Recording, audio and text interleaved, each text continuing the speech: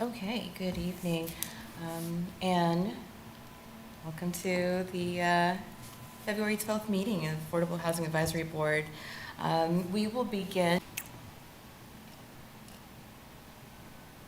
I don't hear anything. Okay, we'll continue working on that. Hi, good to see you, Donovan Montesoko. Here. Okay, well, good afternoon, everyone. Going forward, we'll go into. Yes, I got very. Sorry, I was No distracted. worries. We'll go into the agenda item A, an approval of minutes. Can I have a motion to approve the minutes of January 8th meeting, please? I'll move to approve the January 8, 2026 meeting minutes of the Affordable Housing Advisory Board as written. Thank you, Monty. Second. Thank you. We have a first and a second by Monty, by Muriel. We are not going to go through roll call. I believe we'll just yay or nay. Can I get a approval to move the January 8th minutes? All who approve, say aye. Hi. Aye. Any nays? Okay, so that's 1, 2, 3, 4 yays. So moving on, we've got a great agenda today. The next agenda item will be to receive staff update on the home program and application scoring. Hello, everyone. My name is Brad Carr. I'm the Community Development Analyst for the city, and I assist with administering federal funds that the city receives from HUD. And specifically, one of those funds is directed at affordable housing, which is why we're here for have it in front of you guys. And that would be the Home Investment Partnerships Program. We've attached just a little short 2-pager about the home program. And so what we're asking you to do is next month, we'll be asking you to review applications for the 2026 funding and to provide scoring and recommendations to the City Commission for how those agencies would be funded out of our 2026 funds. So in order to help you with that, I thought I'd put together just this little background real quick. It includes just an introduction on what the home program is, some eligible activities, and so you can read through there and see what all the funding can be spent for. The city doesn't choose to do all of those items, but these are the ones that are ultimately. Brad, can you share that, please? Sure. Yeah, the Zoom client should be open and just be, whoa, that's crazy. Whoop. Woo! Wow. That is crazy. It's fun. We've gone plaid. Don't do that. All right, so those eligible applications, activities, more just for your information, staff will make sure that all the applications that we put in front of you do meeting one of the eligible activities. Other things besides the regulatory things for you to keep in mind when you're reviewing the applications is the city has set policies and priorities on how we would like to see the funds spent. And so you can read through here what the policies are. The priorities are things that you really need to keep in mind when you're reviewing those applications. There's some links to some plans that we would like to use our grant funds towards. That would be the city's strategic plan, our 23 to 27 consolidated plan with HUD, and then the Communities a Place for Everyone plan. So it lists those priorities for you to keep in mind. And then also to help you do your review and scoring, there will be a scoring matrix. And so when we send you the application packets, there'll be a spreadsheet along with that will have a tab that has the scoring matrix for each of the applications.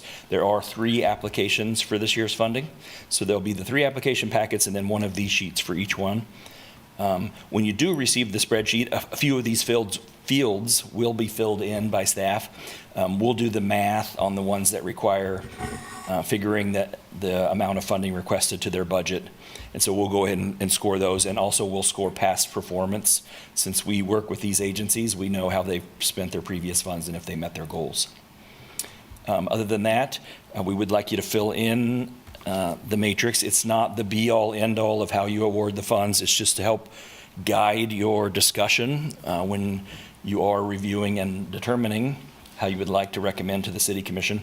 But we do want to have one of these from each of you filled out so that we can turn it into the City Commission with your recommendations so they can review how all the projects were scored.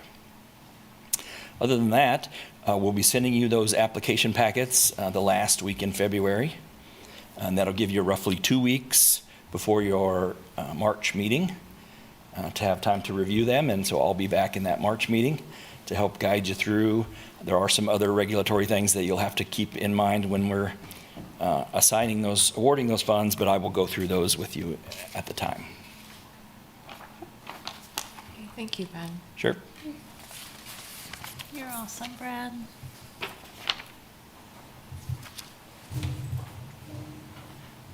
Excellent. Moving right along, our next agenda item is to receive staff clarification on the 2026 Affordable Housing Advisory Board project schedule and consider approving project schedule as presented.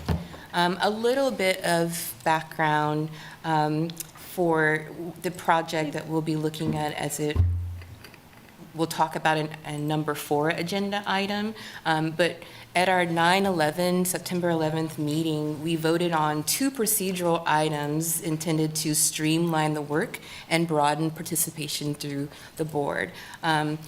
We considered staff recommendations to dissolve the revenue subcommittee and have revenue-related work handled by the full board. A motion to dissolve the committee was made, seconded, and passed unanimously. So we're looking at those special projects, one of them being identifying and recommending additional revenue streams for the Affordable Housing Trust Fund. And so we wanted to go through this and receive clarification, or if there was additional conversation on this schedule project as it has been shared with us, and then we will make an action to approve this project schedule. I'll start with maybe opening up the conversation for additional comments on the projects or any questions anyone has about the process. Is it okay? Okay. So I'm so sorry that I was not able to be here last month. I really missed you all. I was incredibly sick. Otherwise, I would have been here, but I did review the meeting and took notes. And in terms of the discussion about the proposed projects and meeting schedule, I wanted to make some clarifications based on the discussion that I heard. So what I heard in the discussion was an interest in moving up the timeline for developing an RFP, if that's the direction that the board wants to go, instead of doing a NOFO. In my mind, and one of the reasons that we stalled action on developing an RFP is because first we need adequate resources to be able to provide in an RFP. Namely, we need additional revenue unless we want to not fund the social services, unless we don't want to accept any open applications and put all the funds, 1.2 million, into an RFP, we're going to need additional revenue. In addition, to make it an RFP that developers want to respond to, we need land. And those are both goals and, I guess, action items for the board this year as directed by the City Commission per the Place for Everyone plan. Those are duties of the AHAB that we have due at the end of this year. And those items have continued to get put off, and we focus a lot on how we're going to distribute the money.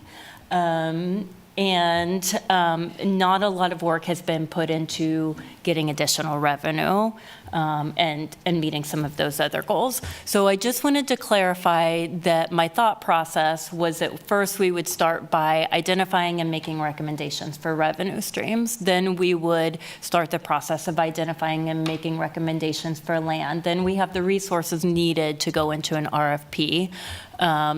Then we would identify what our goals and strategies so that we have everything lined up to be ready for developing the RFP which we would not be ready in 2027, it would be for 2028. So we would essentially spend the entire year preparing for that for 2028. And my thought is that this year, for 2027, if the board is interested, we would likely carry out the same NOFO process as we have normally. I did add in the timeline for the NOFO process as we have done it the last several years. There was discussion about that. So we would start really in May in earnest looking at developing the NOFO. So you can see the dates there. There was also discussion about wanting some additional time for applicant presentations and perhaps some additional time for board discussion. So after discussing it with the chair and vice chair, instead of adding a third meeting in October, what's being proposed is extending this October 8th meeting to 9:30. So we would have the additional meeting in October plus an extended meeting in October to allow time. So that's the recommendation, and I'm happy to take any questions. Thank you, Leah.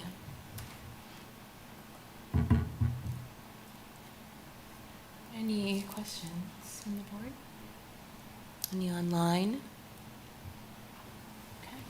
I'll just make a comment.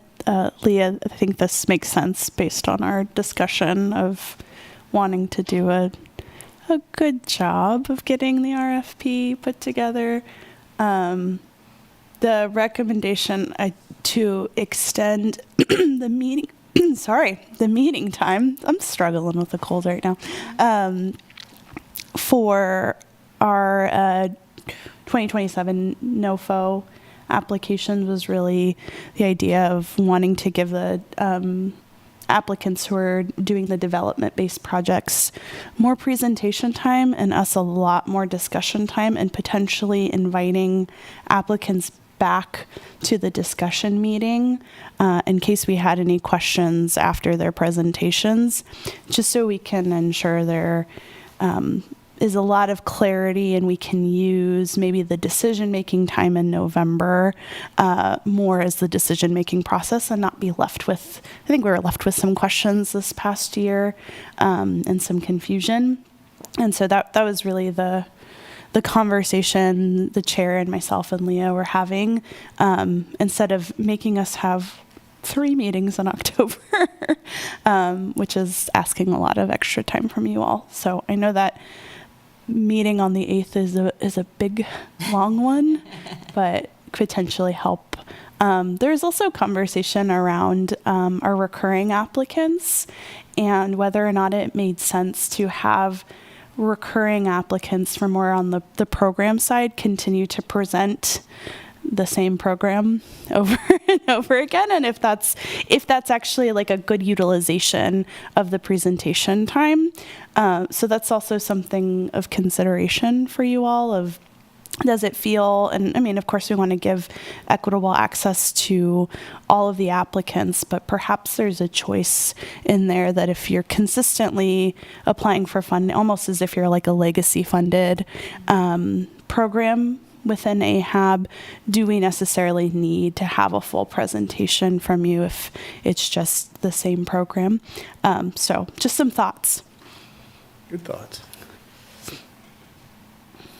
Well, with that and all the considerations, and hopefully, that 8:30 time will be full of deep discussions and questions and good back and forth, so we can have some good understanding of the applicants and the process of which we can recommend strongly. Can we approve and move to approve the project? And can I have a motion to approve? Oh, I I'm got so one. sorry. I just one other comment. Yes. Before we do that, I think I like the plan. I'm not sure that identify revenue and identify land shouldn't happen concurrently. Both are going to take a tremendous amount of time. I mean, you're talking about policy on revenue. You're talking about land transactions, not just identifying, but you might have to get in the right hands. So I'm just thinking that maybe those two should go more in parallel, or we string this thing out past 28. So just one That thought. makes sense to me.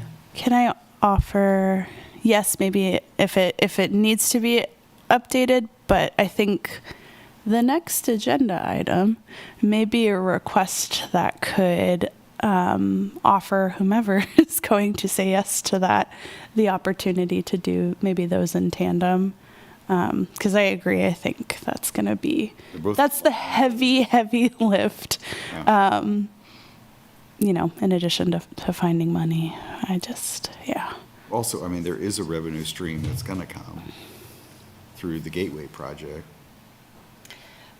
So I don't know how that's going to be spent, and we may not get any of it. So, but there is a revenue stream that's coming, so that could be one request. We could request some of it. So. And it's a one-time deal, not a stream. Yeah. So limitations certainly.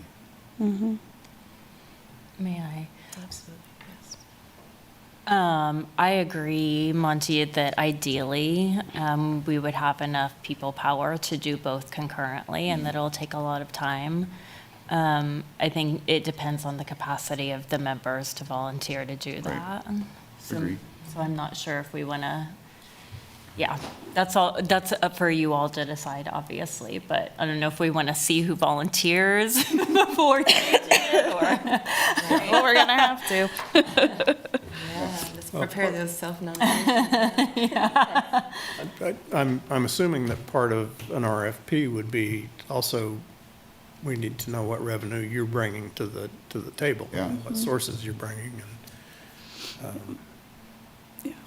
I mean, I wouldn't think that if we're talking about providing all of the sources for a project, it's going to be a small project. Yeah.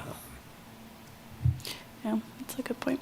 And some of that's going to be driven by what land is available. I mean, Right. do you have some Yeah. single-family lots, or do you have a 7-Eleven New Hampshire? Right. Yeah, my mind is buzzing with perhaps how we walk this work this year is perhaps maybe talking to some development partners we've had over the years to kind of hear, we obviously have some land parcels that we could look at, getting some opinion on that, what projects sound feasible, what they have capacity to do, in a general sense, just so we're not walking this without knowing that some of the folks that come to us in application aren't thinking about this. I would hate for us to go through this whole process and then nobody respond to the RFP. Great discussion, and we'll have more opportunity to examine what that work will look like as we talk in our agenda item 4. But if there's no additional comments, and thank you for all of yours, can I have a motion to approve the 2026 Affordable Housing Advisory Board project schedule as is? So moved. That's first. A second. Second, all right, thank you. We have a first and a second. I want to just go ahead too and save our time for our good discussions and ask for yays or nays. So all who approve, please say yay. Yeah. Yeah. Aye. And those who don't approve? All right, so the motion or the action is approved, and we will look at that schedule and go forward. Thank you all. This was good work. I like this. Very exciting. Yeah, thanks. Yeah, thank you, Leah, for the further Yeah, thank clarification you. as well. Okay. So we are on action item, agenda item number 3, to schedule the AHAB retreat for Thursday, August 6th from 5 to 9 p.m. So the action is to move to schedule the retreat. August 6th is the date that worked for most as a result of the doodle poll that Leah sent out. And so that will be our time and date. And I believe we need an action to approve that? No, move to schedule it. So what does that Yeah. allow us to do? I'll Just- make a motion. Oh, yes, That's fine. please. I move to schedule the AHAB retreat for 2026 for August 6th from 5 to 9 p.m. Okay, I have a motion. and a Second. Thank you both. Let's go continue on, and ayes and nays, all who approve? Aye. Aye. Any disapproves? Nay? Really, what Okay, sound is yeah, working? everyone has approved. Yeah, I wonder if we can make sure, because we have quorum without Donovan. Okay. I saw him try to come off of mute. and Right, it- okay. I couldn't hear him. So I Absolutely. wanted- Okay. And so Donovan, we're having a little bit, and we know that you were unmuting, but we just can't hear you. So it may be something to work on both sides, but we wanted to make sure we have quorum and get your, there we go. So do I have an aye or a nay from you? Yeah, I guess I have to put it in the chat. Can you type it in the chat? Have it. I'm sorry, Donovan. It looks like we might need to readjust our. It's an us problem, not a you. Yeah. Maybe emoji? if you're able to see that. There you go. You can give a thumbs up. Yeah. Whatever you got, friend. Amazing. Thank you. Donovan. Okay. All right, so that Thank motion is you. approved, and we have everyone in quorum. Thank you all. Okay, so then, as we were speaking on our agenda item, and we prefaced a little bit with this, but we're going to go into the item to select the AHAB members to lead research and make recommendations for additional revenue for the Affordable Housing Trust Fund. And so if you could pull up the project and the link, we'll just go ahead and look at them as a board. And then, if you so want to do some of this work and it's calling to you, If it's calling to you. to volunteer more of your time to make those, to be part of your action plans too. So, yes, as it's listed here, I'm also going to pause here and allow for the author more information to be shared. I think we did a good job of sharing what the project's goals are, but here's the purpose and the tasks. And so I would love to hear some folks who want to do this work. Leah, can you give us an estimate of how much time commitment you project this to be so the board can have an idea roughly? I know that's hard, but I might ask Monty to, because he's done this before as a part of Justice Matters work. I could give it an estimate based on my initial research, but Monty, I think, has So better. I can tell you what we did, and I'm not sure if it's a good estimate of time, but we had about 5 people. And we looked at what I would call peer cities, Dayton, Ohio, other cities that had trust funds. Some of them were college towns, some of them weren't. I mean, we looked at Memphis. But basically what we did is we had individuals call the people like Leah, directors of those programs, and said, how are you funding your program? And the one person I called, we spent probably 45 minutes on the phone, and I just took a lot of notes and jotted down things they were doing, and then I wrote a summary, and each of us did that. And then we all basically got back together and looked at those ideas, because there's a million different ways these things are funded. Some of which, obviously we can't do, or, we can't, or we'd never sell here, whatever. But it gave us a lot of ideas. So, individually, it was probably, time figuring out who to call and getting those contacts and getting that scheduled and getting it done, and then writing a summary. And then like I said, we just came back together and we said, look, all of them have this in common, and here are the top 10 mechanisms that we see. That was just gathering the data. Then we had to explore, and we never got to the point of exploring what could work in Lawrence, what might be politically feasible, Okay. all of those things. So I can't give you an estimate of that. That's going to take some time, but Yeah, and I think that that latter part is really the work this time, because at this point, there's an online lot of- database where we can find, Right. yeah, search any municipality with the trust fund, and it will give you links to what their revenue source is. We love So, yeah, I think it's Sounds like really like a coalition. matter of vetting what works for Lawrence, and Okay. Yeah. Okay. And the idea is these recommendations come back to us for larger discussion. So not alone, just the researcher. yeah. And speaking of not alone, I wanted to just kind of make it like we're working independently. However, like, what does it mean to talk about the projects interactively? Wondering if there's more discussion, or if we can select or, have some folks self-nominate to do some of these things. It would be remiss if we have 2 board members not here. That I don't know how keen they would be to volunteer, but Volunteer them and we'll find out. yeah, that's true. Yeah, we tried that one. Happened last we tried time. that last time. It didn't go It so did not work. I didn't even understand what I was volunteered for. That was- Told and voluntold not well.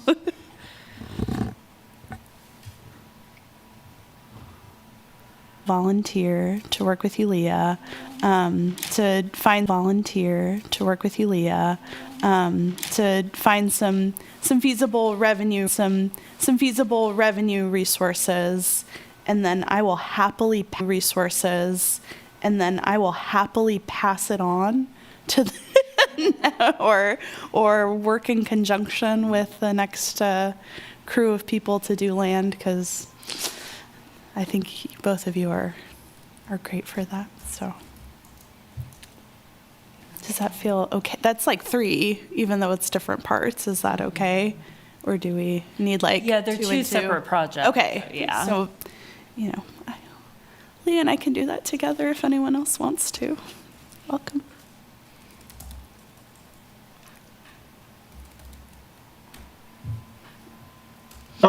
To chime in, I can definitely help on the front end research part. I tend to be pretty collaborative when it comes to that. So if being able to reach out to Leah, Marielle is something that we're allowed to do, I'd be happy to help out on that piece. Hey. Hooray! Thanks, Donovan. All right. Just a dream team. No big I deal. know, rock stars right there. Thank you, Donovan. Okay. I'm going to write down that I volunteered. It's tribute over here. All right, well, I'll circle back to both of you, and thank you so much for volunteering. And yeah, if you two want to start getting to work on looking at the land now, that's great too. Leah, one last question. That document, the bottom had those resources links. Okay, cool. Yeah. Excellent. And I know we do have some folks that I know, for example, are in the policy and research spaces that might also find this to be a great opportunity to volunteer who aren't here tonight. So this opportunity is extending to all of those board members who are watching from home. Okay. So no action was there, but there was a list of volunteers. So thank you for that. And thank you for taking more of your great time to invest in this really great work that we're doing. So we're looking forward to those conversations when you come back to the full board. Okay, moving on. We are making great time, and we have such a wealth of knowledge that's going to come to us as we receive the Developmental Strategies Affordable Housing Study presentation on existing conditions and needs. And so I feel like this is a good time to set that up. If people, there you are, Andy, and I see Jenny, and they'll be zooming in and sharing virtuously. I will see another individual, Justin, as well. So we were happy to have you. Thank you.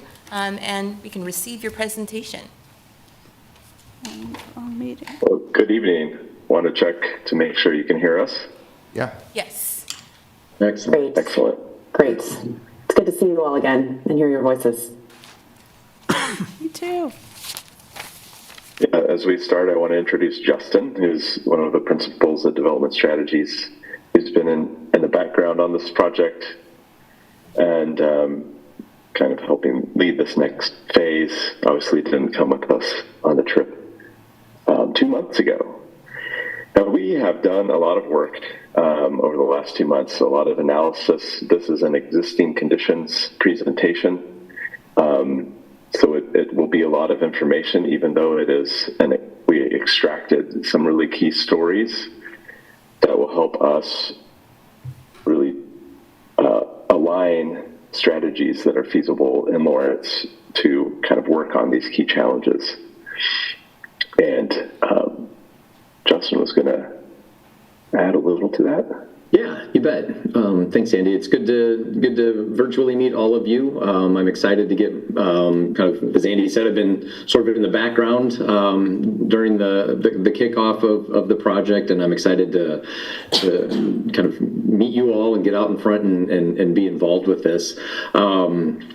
I think just what I want to add before we get started, Leah kind of teed it up right. We've got a lot of information. Andy said, we've been collecting and analyzing a lot of data. So we've got a lot of great content that we're going to share with you. So it's going to look like a lot, and it is a lot, but the funny thing is it's not everything we've got. We've already started to synthesize this into the things that are really starting to resonate with us, and kind of pulling out the themes and synthesizing the data so that we can start to point to things that, are ultimately going to matter within the strategy. So for tonight, for the sake of time and really for the sake of the discussion, because I think that's where the most of the value lies for you and us, we're going to move quickly. It's going to feel like we're going through a lot of data very quickly, and a couple of things on that. All of this information will be available to you. You can dive into the presentations and the detail and kind of look at that at your leisure afterwards. But we are going to be kind of hitting a data point or pulling out a theme and moving on. And so we're asking you to keep your questions till the end. And doing that's going to allow us to kind of keep this presentation as short as possible. Each one of our data slides has a number in the upper right-hand corner. Just encourage you, note that number down, because that'll help us go back in the slide deck later when we're in the Q&A time. So note that number down, write down your question, just keep a running list, and when we get to the end and we start wrapping things up, we'll be able to kind of pivot away from the presentation and get into discussion mode. So thank you for that. It's good to see you all, and I think Andy will hand it back to you and kick things off. So as we've alluded to, our focus today is, next please, we're going to share these key findings. It's demographics, socioeconomic trends, housing barriers, development patterns, looking at differences across the city. We did a lot of mapping and kind of a early understanding of future housing demand, a number of what the need is over the next 10 years. And next. And that's just a quick reminder of the goals of the study, but we'll keep going. So you all are familiar. This slide is really to revisit our trip. We asked when we talked to the various stakeholder groups, and we had really great turnout, as we mentioned last time, to tell us one word that defines for them what housing means in Lawrence. And these are the words that came to the table. We grouped some to try to get, the ones that are bigger mentioned multiple times. But as you can see, it reflects what you all know and what you all told us and what the data will show. It's like it's challenging. It's just not enough. Difficult to find housing we need. It's just we're stuck. Next, please. And so we want to really begin this conversation, presentation, then conversation, with one of the things we left Lawrence thinking about, like, what is it that has the housing market so challenged, even more than in a unique way compared to some other places we work. And so we created this diagram that really outlines there's a lot of interconnected forces here, and in Lawrence they're all firing in a different way. City policies and processes, so this is what the city absolutely controls. It's the ordinances, it's the development code, it's policy goals, it's the funding sources that you just talked about that are okay for the city to pursue for housing. The economy, we heard a lot about as well, is like how do we diversify the economy so people make better money to more easily afford the housing.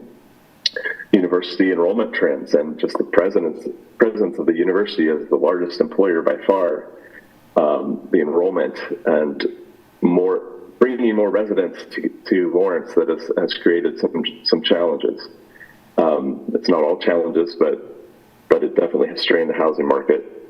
Public opinion, we've heard some narratives that may not actually be true according to the data, but there's the political element that you all have to navigate, the city needs to navigate, and we hope this study provides some of that like ground truthing to help get past some of the sticking points.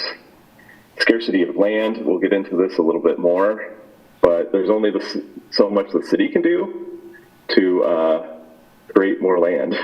You can't really create more land unless you're, I guess, in Abu Dhabi. But there's real challenges there. And then we want to bring in market conditions, what makes projects feasible, where things go in, and also the challenges that creates opportunities and challenges. Yeah, and just if I can just add a couple of quick notes and just to highlight or elevate some theme here. It's interconnected forces. So it looks like a circle, but it really is kind of interconnected in a variety of ways. And one of the things that we've spent a good deal of time talking about is that there are policies, there are processes. It could be regulations, it could be incentives, it could be policies on annexation that impact all of these elements, right? From new businesses and jobs to supporting market conditions and improving market conditions to educating for the public and actions for understanding how the city can be involved in either expanding more land within the jurisdiction or making it easier to build for infill. So just wanted to kind of leave a note in your mind that, and just kind of reinforce these are interconnected forces, and there's certain things that the city can directly contribute to that then have connections to these other elements.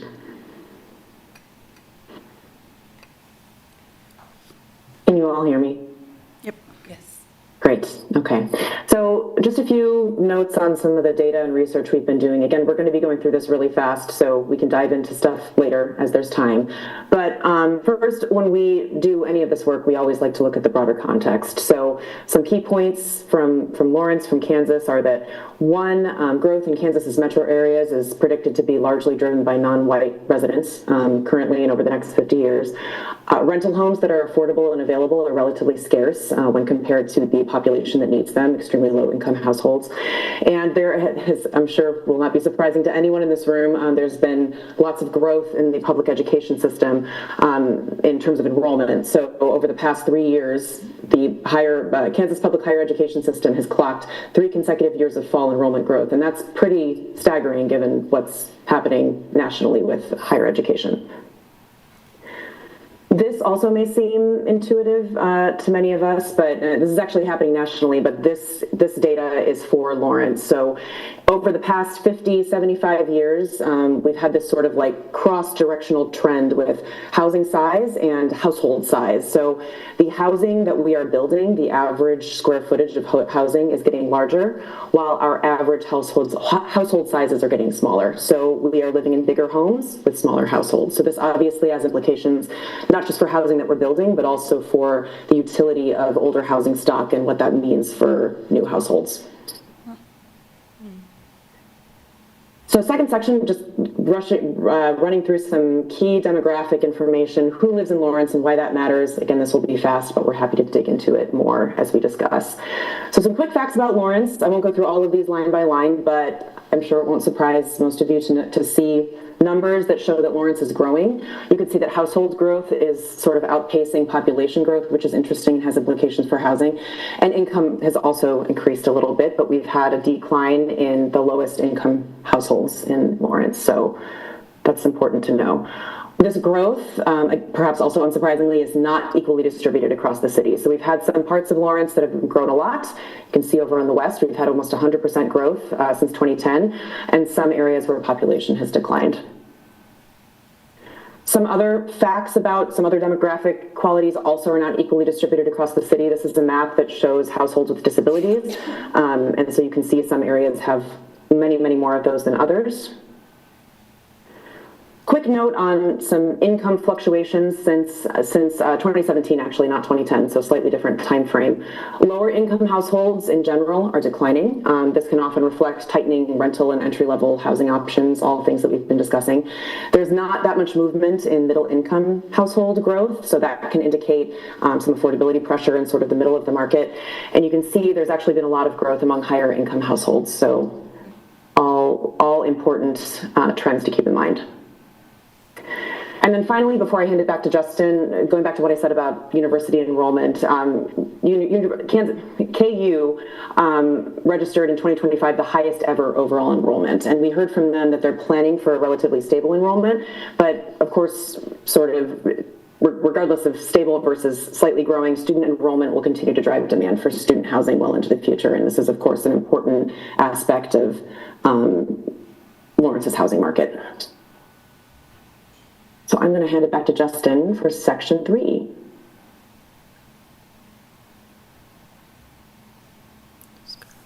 Or Andy. You want to take this one? Andy and Justin. Yeah.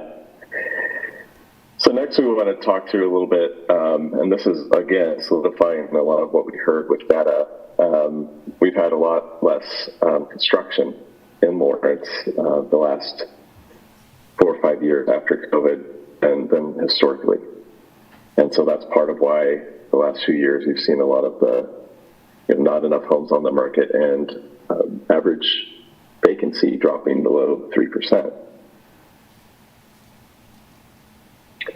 And, Lawrence historically has had most of the home building that's occurred within Douglas County, and for the first time in at least this time frame, most of the development, the permits have been approved outside of Lawrence in 2025. And then the market is tight. There are not enough active listings to meet demand.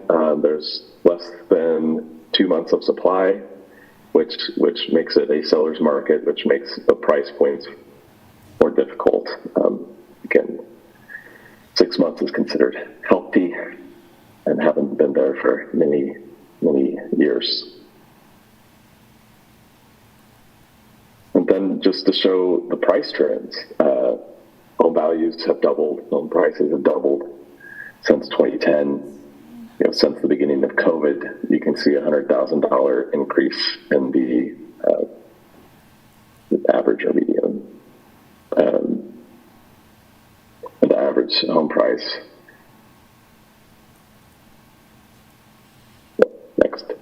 Sorry, I left that a little hanging. And then, you've had rent go up, the blue line here, and this just shows how vacancy has dropped since COVID. Even in 2020 at 5.5%, that's actually a pretty strong and pretty tight market. Around 7% is considered more balanced. So being at 3% makes it hard for people to even think about moving because there's just not ready units. Next. Then we wanted to think about the age of the housing stock and what's built where and what that means for potential investments. And, as you can see it distributed across the city, that this isn't a surprise to you, but seeing it on a map, there's a newer and older part of town which require a different approach to get the new housing that's needed.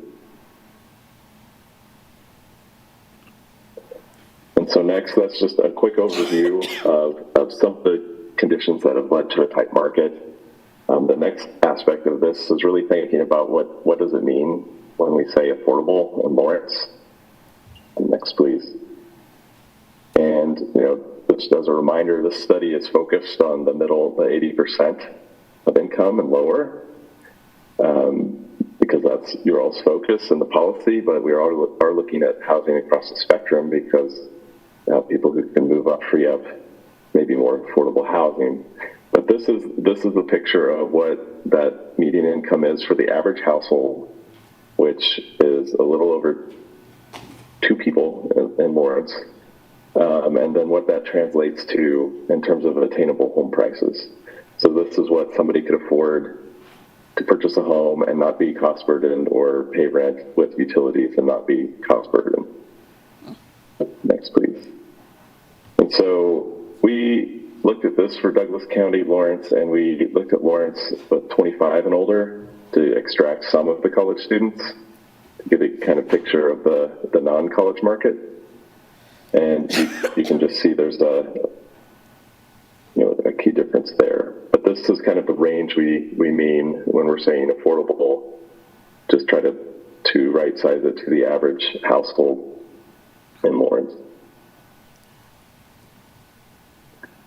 And then taking it a step further is like, what does a safe and decent quality 2-bedroom cost? This is the gross rent that includes utilities, so it's that total housing cost. And to afford that rent, a bare minimum, and not be cost burdened, a household would need to earn $26 an hour, which is $52,000 a year. 57% of the renter households in Lawrence right now cannot afford this rent. So that really points to the challenges in the affordable housing market of getting more units that are attainable, or more jobs that meet this bare minimum wage. And looking at the forced sale side, we looked at what's affordable at that 80% AMI level, and what's affordable for the median sales price over the past couple of years. And so these are the numbers: 176,000 at 8% of AMI. 20% of households cannot afford this, even the median, if those homes were available, and they're very, very sparse. And then the median sale price, $323,000. Half of households can't afford that without having a sizable down payment or being cost burdened. So that's really why we need that moderately priced and affordable housing, and working on those solutions is so important. We looked at cost burden. Here, half of renters are cost burden, which isn't much different than in the US, but that doesn't mean that's good. We'd like to see that go down so that resources could go to other things like saving, education, healthcare, et cetera. Yeah, the owners are a little bit less cost burden in Lawrence than the country. Too notable. Next, please. And then we wanted to think about, okay, what's another way to look at this? We know the median sale price, we know the median household income. This is different than the 80% AMI income. That's a different calculation. But the median household income, according to ESRI data, which is based on census, $60,000. You can afford a $190,000 home, but the median sale price is $330,000. So the affordability gap for the median household in Lawrence is about $140,000 to get that attainable home.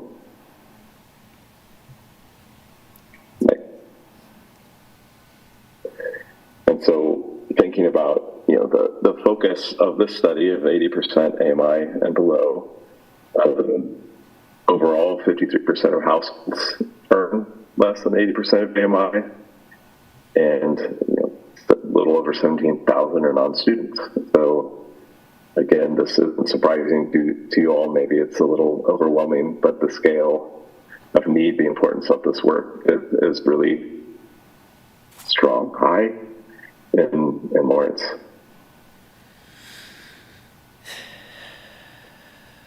So we also mapped, just to spatially look at like where are current attainable units at 80% of AMI. You can see they're scattered across the community, but not surprisingly, mostly southeast, northeast, and south Lawrence, with a few interspersed in other areas. We also looked at rental housing on the next slide. It looks like there's more, but again, concentrated in Lawrence's core, but a little bit more evenly distributed across the city.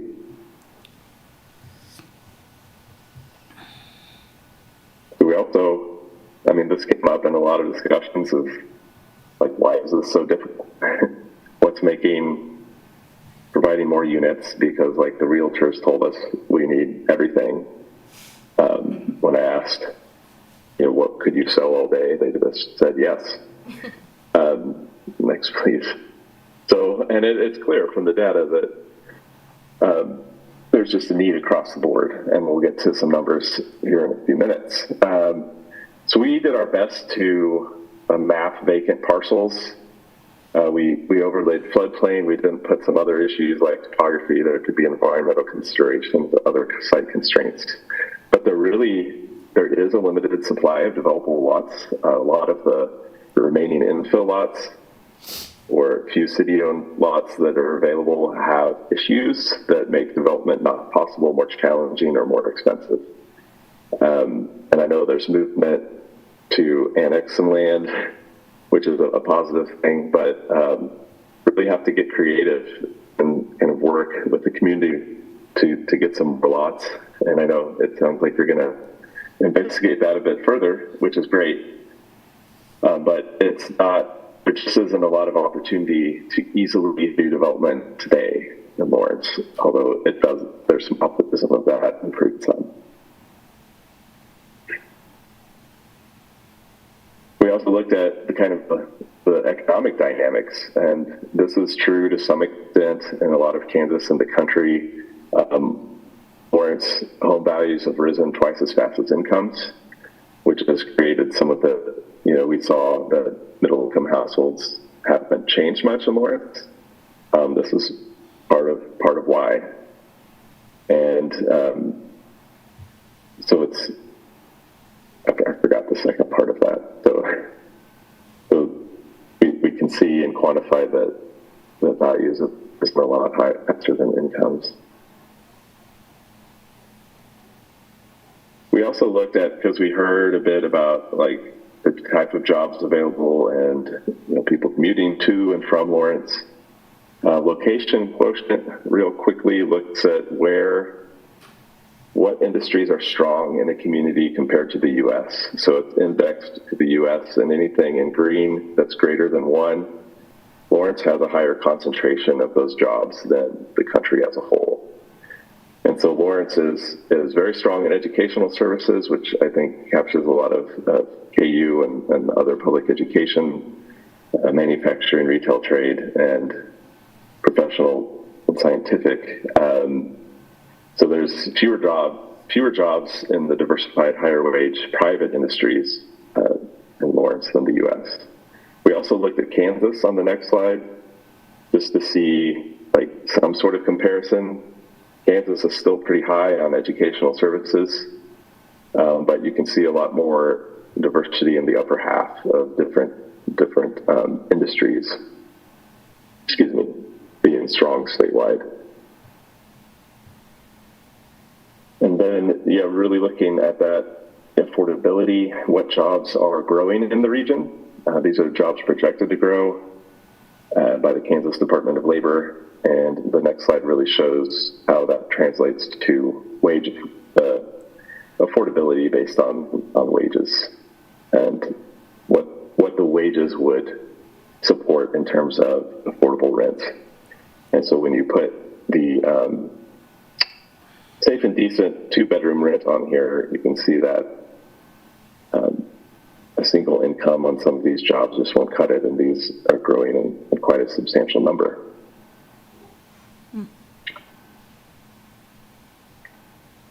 And real quickly, these are the commuting patterns, evening brain. And a lot of people live in Lawrence and are employed elsewhere. A lot of people also commute into Lawrence for work, but higher income residents are more likely to be employed outside of Lawrence, which partly explains the increase in higher income households to Lawrence, but also shows some of the challenge of work workforce. Everybody who has a job is the workforce, but kind of the even middle income housing has been a challenge for people to find suitable, attainable homes in Lawrence. And then our final section is we're starting to think ahead. And earlier this week, Leah was asking, like, how will we translate this into strategy? And this is what we start thinking about, and you all are already taking action on. But here's just a few ideas that kind of summarize. The challenge is structural. It's not just there's only so many things the city itself controls and can influence. The good news is the city's generally trying to and has put a lot of those best practices in place, including the trust fund. You can't manufacture more land, but you can proactively identify sites. Preserving the decent housing is as important as production, so you don't lose units. And then continued focus on economic diversification. Attracting and growing good paying jobs is important. We do like to say the market alone will not meet the housing needs, because if it doesn't pencil, people won't build it without incentives and other programs for gap funding. So the final thing we want to show you before we stop, and we are almost done, is we started to think about, so what's the need? What are the numbers? One of the ways we start looking at that is projected population growth.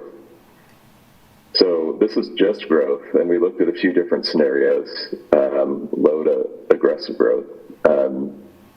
But if Lawrence continues growing the way it has, and it's projected to, that's 4,200 to 5,700 new households over the next 10 years. Where are they going to go? It's going to need to be new housing right now because there's low inventory, there's low vacancy. Next, please. And then when we look at demand, this projection is the moderate growth, but includes pent-up demand, so current demands to make a balanced market and a more equitable housing stock for people to have housing opportunities and not be cost burdened. So we look at household size, we look at vacancy, we look at growth and migration. And so this is kind of where the estimate is today. This is a draft. We're still going to refine these numbers over the next couple months. But Lawrence needs approximately 6,300 units over the next 10 years to meet current and future demand. That's split about 2,900 for sale and 3,400 rental, just based on household trends today. And that's where we think they're going with changes in households and demographics. And you can see that over half of those units, I was thrown off because the number is the same, were at or below 80% AMI and overall rental, but the math is correct. So over half the units are for these affordable units, affordable housing that you're working on. And so everything that can be done to move the needle, that's the city and its partners and all the other levers that can be pulled are really important. Diversifying housing stock, getting more churn in the upper income side, and finding those new funding sources and programs. Everything should be on the table, and what this helps do is kind of focus the efforts to say, although all price points are needed across the city, there's some areas that have more demand than others that you all can focus on. We did factor in, now this is one more note, this is gross demand. So it's like, does not factor in the pipeline units. There are approximately 1,100 units under construction or proposed. Some of the proposed ones may not happen, but that does bring the net demand number down a little. But that's what we're seeing today. so we know that's a lot, a lot of information to kind of digest. Hopefully, though, you can start to see some themes, and I think we're happy to jump to any of the slides, jump back, and I think we'll just hand it back to you, Leah and team, to take us wherever you want to go. With that, thank you so much for that presentation. It was a great wealth of knowledge, lots of data, stats, and I'm sure there's going to be conversations and questions about what you all have just been presented. So let's just get it going. And anyone have any comments or questions for the team? It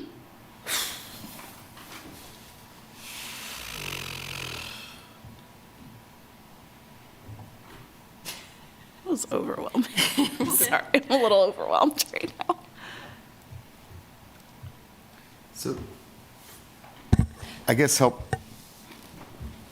one, nice report, and incredibly, I mean, I reviewed this before the meeting, and there's a lot there to absorb, but a lot of great information, and started, forming some thoughts then. I'm not finding those thoughts now, but I think my general question is, how do we translate all this data into things that this committee can have influence on?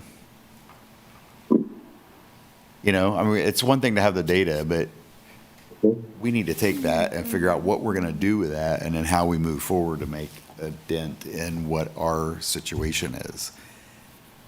So I don't see that part of an analysis. I mean, I see a lot of data analysis, but I don't see I don't know, there's a lack of buildable lots. I mean, that's one of the obvious things that we didn't need a report to tell us that, but, we know that.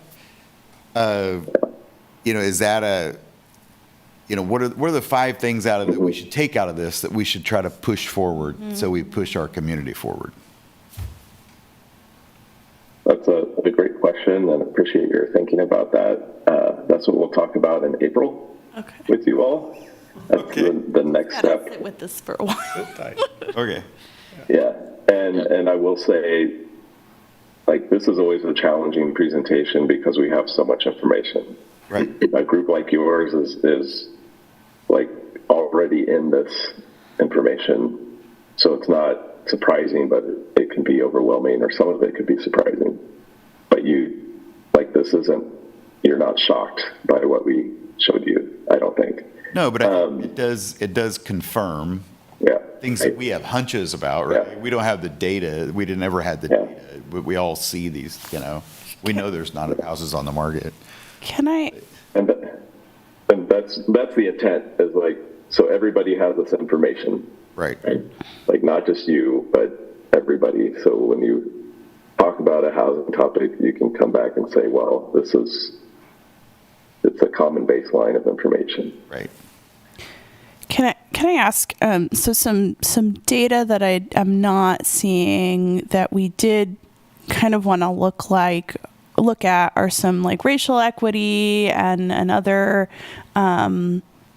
diverse groups of folks, and seeing how that impacts or doesn't impact housing stability or instability. Is that something you all are going to look into? Because I know that was a few recommendations from several housing groups, and I think ours too, that we really, our strategic plan does list priority populations, and I want to make sure that data is also gathered through this process, so we can have really good conversation around any opportunities there are to address some of the systemic barriers that have existed with folks. And if that, indeed exists in Lawrence, I know the answer, but data would be helpful. It would be helpful. Yes. We do have a lot of that, and it will be in the report, and it will be part of what's integrated into why certain strategies and actions will be recommended. Okay. Good. That's Thank you good. for that question. Yeah. I do have a couple. Can I just go, or does anybody have anything? No, because I wanted to kind of follow up. There was one slide that did That's- talk about that percentage, and it was one very small little brief. section on the left. And I can't pull that up and then give you the indicator of the number. There we go. Nope. Keep going forward. I'm sorry. Yeah, it is the 25% non-white increase. That's the only No, not this statistic I saw. one. Like I said, I didn't have this pulled up. I'm not able to view it on my screen, but if you could move forward to where you did have a section on home ownership by race. There was a very small blurb in the left corner that talked a little bit about, and I'd like more explanation on that data. Nope, keep going.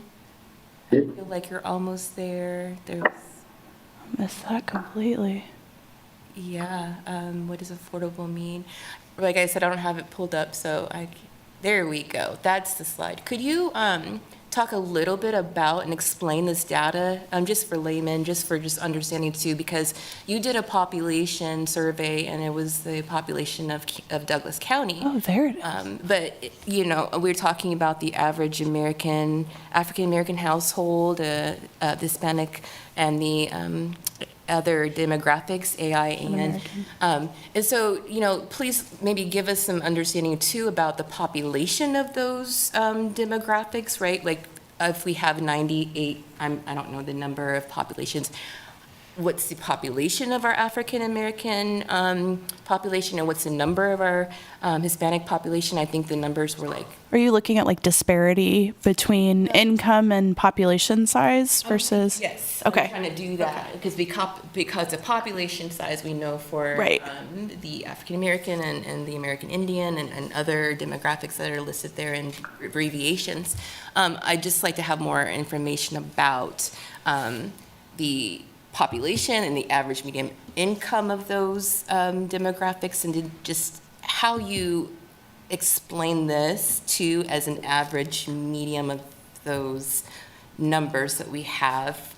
That is not a great way to explain my question. So what I'd like to know is just deeper dive into this information here and how this really can pull some of those things that Monty talked about strategies, or to understand who's the most impacted and how, as this board looks at strategies or understands opportunities, we could focus on some of that attention for those minoritized individuals as it relates to affordable housing and in Douglas County or in Lawrence. So what I hear you saying, Yes. I think I hear you saying, is if the 63,000 is for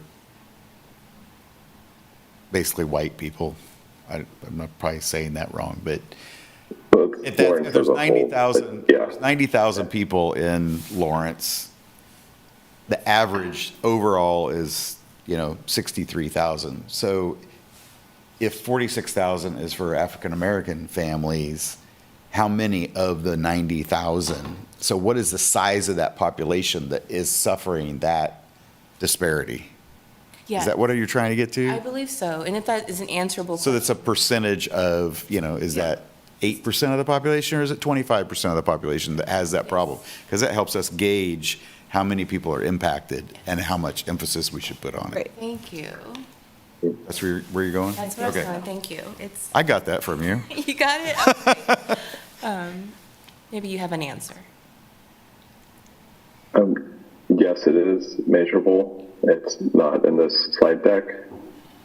We do have it and can follow up. Okay. But I don't have it in front of me at the moment. But yes,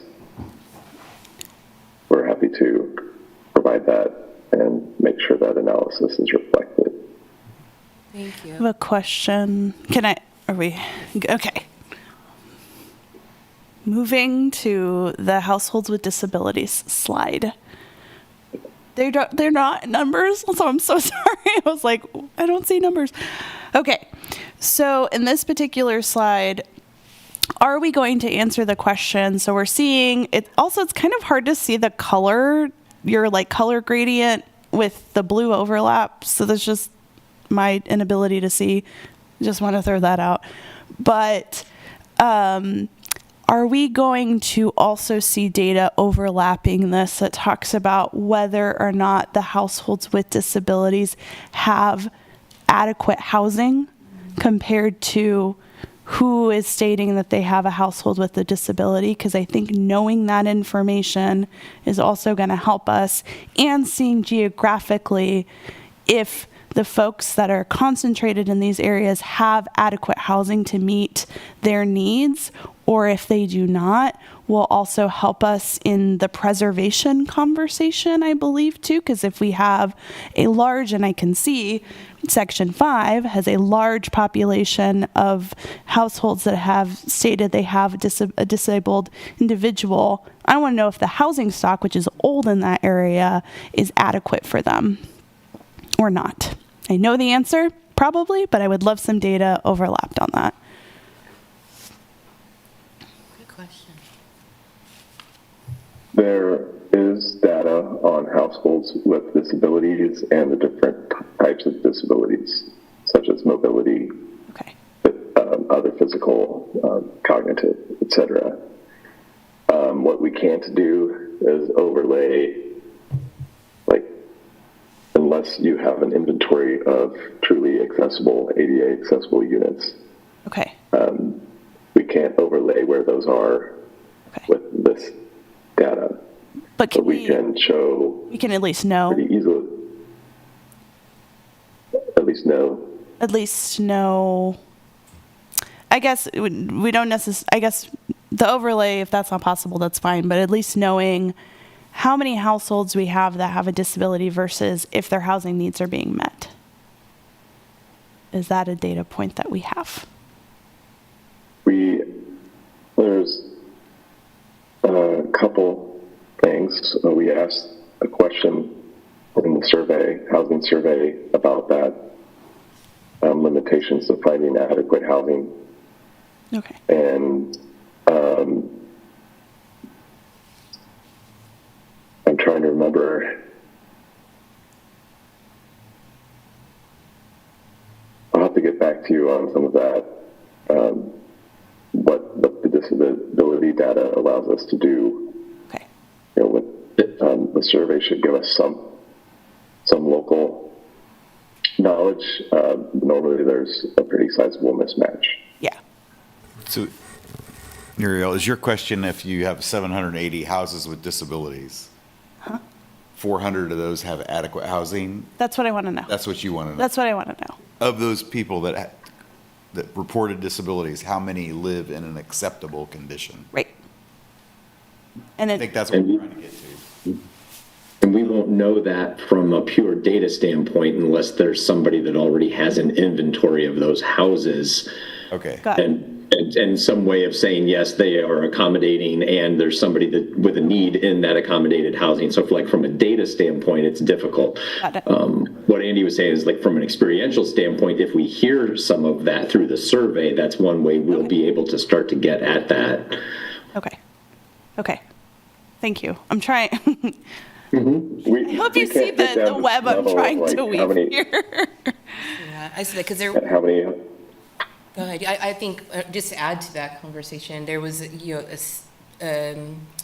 population where we know they're older home and older units, and some of the dates were, 19 and 1950s, 30s. 50. So that to me would be a question. Are there concentrations of those individuals who have identified as having a physical ability or there we go.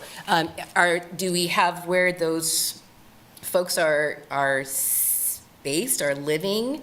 And if they're living in the 2008, I'm not assuming if the house is built in, 1925, that it may provide a lot of ADA compliance and be very accessible for those who are living there. So I think maybe a question I would think might be an overlap is that are there concentrations of those folks who are living with a disability in those 1925 home areas? Right. Yes. Right. And I guess seeing those slides side by side as a conversation would be good, and then having some of that experiential data that you collected that the point I'm trying to get across is we have a lot of older units and we have a lot of inaccessible units. And so trying to make the case for those using this information, perhaps it's just a like positioning of those two particular slides and then some more of the survey-based data. Yeah, and in my experience in St. Louis County, where I spent a number of years in the planning department, we had community development underneath us, and the conversations I've had, as the planning director, thinking about how do we tackle a lot of different community goals. I will tell you from my experience, just in that experience, and not necessarily other project experience, but thinking about the conversations that we've had there, it was a real challenge sometimes of trying to draw the intersectionality between kind of universal design and accessible homes with affordability, and then knowing how much what the resources were that we had to, from CDBG and home and other things, and, trying to make sure that those new homes that we might be supporting or rehabbing also had integration of universal design elements, which don't cost more to do, just the nature of doing that, was somewhat of a challenge. And I just, like I said, from my experience, it was an interesting, tension, let's call it, between that affordability discussion and the accessibility discussion and some others. And so I think, if this is something that has traction in ways that you all would want to pursue, I think it's, we could explore what does that mean? How else could you look at that? But it is, I know it may seem counterintuitive, but a lot of times those accessibility conversations, they weren't necessarily tied to the affordability side either. And so certainly kind of grappling with that tension is something we can do through this study. You all may have some hard thinking and conversations to have that we can help you have, but the data, we can see what sort of data we can have to bring to that conversation. That would be helpful. We have a dedicated group. Like it's accessibility and affordable housing. I'm like, we gotta use some of this. Thank you. Yeah, you bet. But Leah, I think it was Leah, I'm still picking up people's voices and, but the conversation around, at least at this moment with what we do have, I think you said it, seeing these side by side does start to help paint a little bit of the picture. I would argue that in some communities that we're in, even the newer homes don't necessarily have, true accessibility, universal design elements, unless there's a real kind of community push for builders to put those in sort of proactively. So the age will help, and it'll help us, maybe correlate a little bit, but it may not really completely get us there if it's something we want to dive into. Yeah, I mean, that's, as Mariel said, there's a group dedicated to looking at accessibility and affordability. And I think the AHAB has minimally tried to incentivize universal design without a lot of success. And so what we're seeing is, developments meeting the bare requirements for accessible units.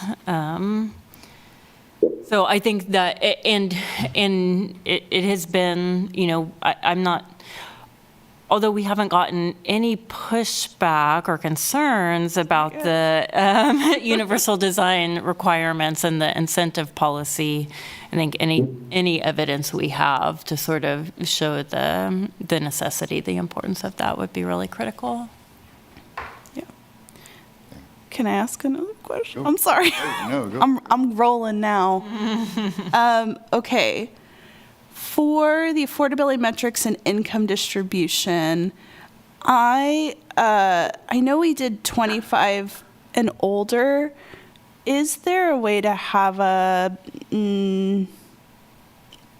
this is for the board, and this is maybe there's assistance in data in the conversation, but talking more about our aging in place and older populations and what the affordability is looking like for them versus income, knowing that there is a lot of folks in fixed income, knowing that Lawrence is a retirement destination, and just trying to understand the affordability that exists for that particular population would be helpful, because I think that's a big conversation in our community right now, and there's a lot of affordability developer interest. I think if we can help shape that conversation with some specific data around that, it would be helpful.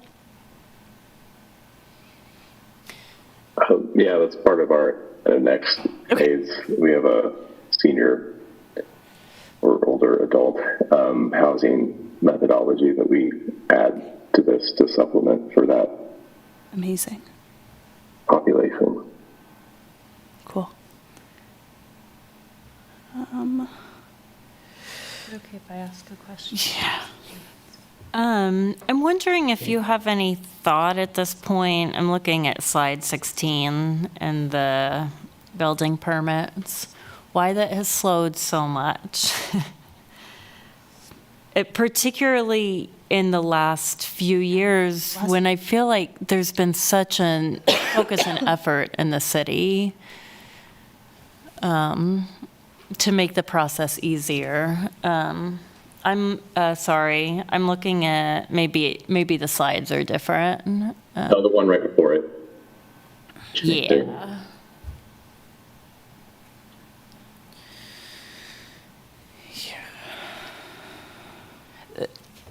I mean, it's scary looking at this slide.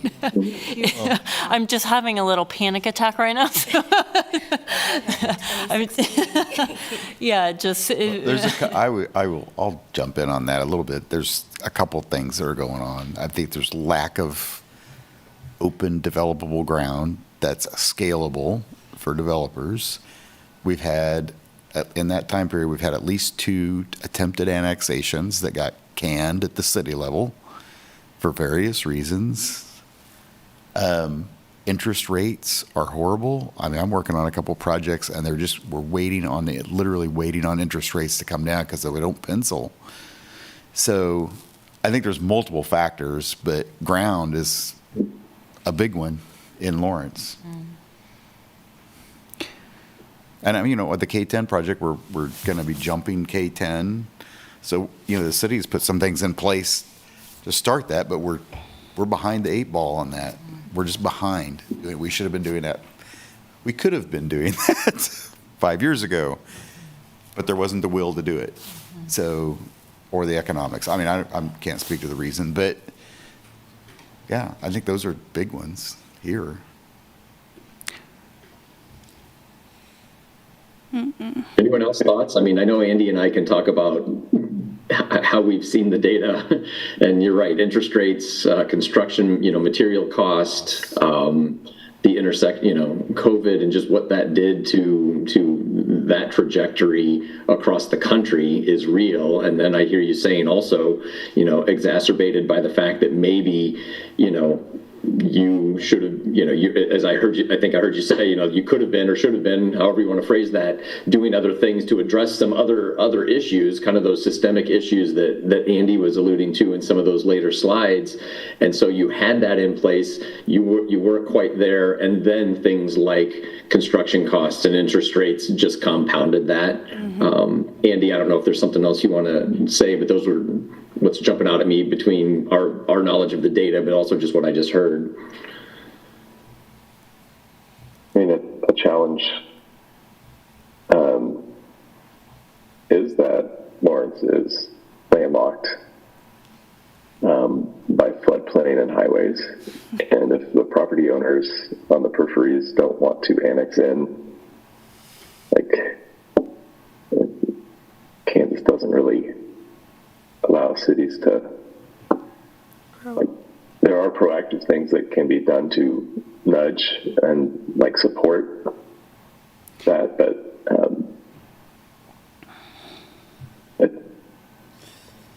it's a little bit more challenging with the highways and the flood areas and the river.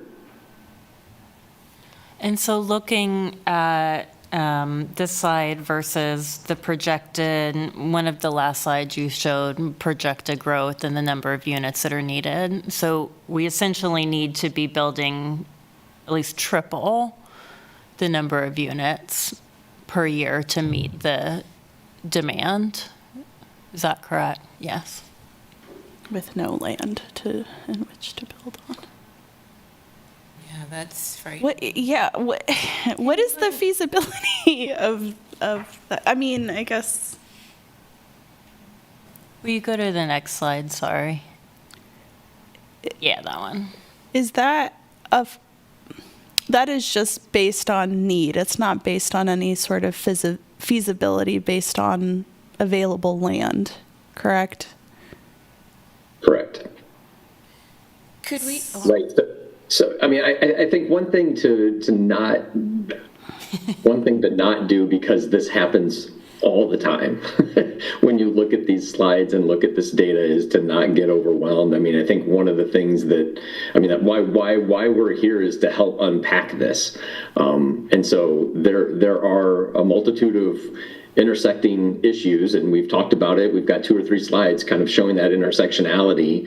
And so, it's kind of the next phase is starting to, talk about that intersectionality, try and, not make this intractable. And so it doesn't mean that the answers are going to be easy. There may be still struggles that you have to do, but we can start to point in directions that, 1 or 2 strategic dominoes might help in one direction, and it may not, necessarily solve other pieces of the pie, of the problem. And we might need to, have arrows and dominoes pointing in another direction that you struggle with for a while, and then you start to see that come together. That's the point of the strategy. Right now, you just look at these numbers, and when you're thinking about demand and you're looking at numbers like this, it can feel intractable.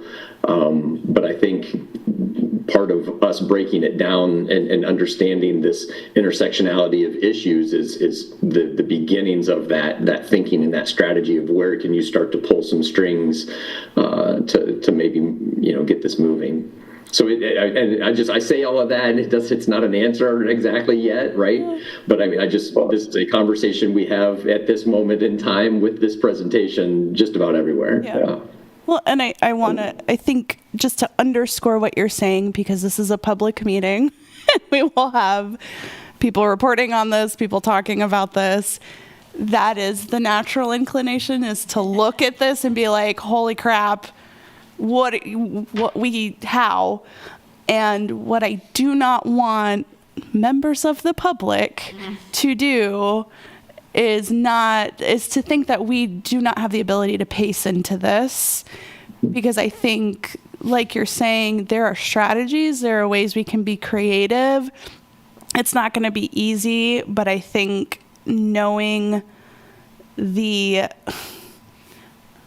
on a very holistic level what we need to encounter and then biting off what we can, I think that type of pacing this community, because this will be public, is going to be necessary.